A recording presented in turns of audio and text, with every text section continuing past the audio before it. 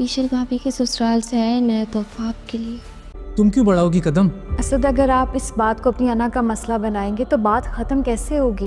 रिश्ते सब्र और बर्दाश्त से ही बनते हैं बेटा। मेरे बेटे जो है वो मेरा मान है। मुझे तो लगता है मुझे कोई बदला लेने की जरूरत ही नहीं पड़ी। खत्म करनी है तो वो लोग आए, तुम नहीं जाओगी, क्या दिया मैंने?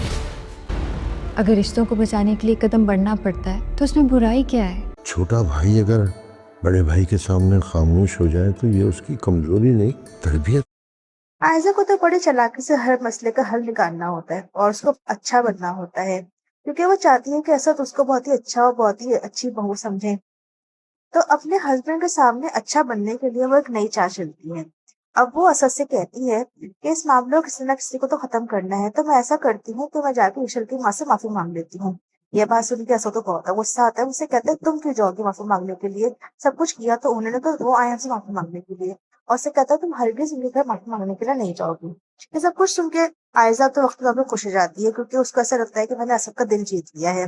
दूसरी जानिब ईशल की माँ ईशल के लिए एक नौकरानी को भेज देती है ताकि वो उसकी टेक केयर करे और उसका हर जो सारे काम है वो सब कुछ कर सके। ये सब कुछ देखकर अनाया जो है वो आयजा से कहती है कि मुझे तो किसी भी किस्म का आपसे बदला लेने की जरूरत ही नहीं है, सारे बदले तो ईशल भाभी ही ले लेंगी।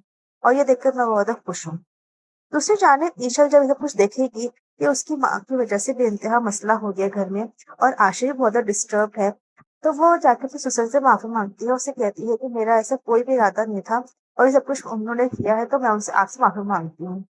तो उसके ससुर उससे यही कहते हैं कि तुम बिल्कुल मेरी बेटी की तरह से हो, और अगर बड़ा भाई के सामने छोटा भाई खामोश हो जाता है तो इसका मतलब ये नहीं होता कि वो उसकी साथ इज्जत नहीं करता है, कोई और बात है, बल्कि वो उसकी तरबियत है।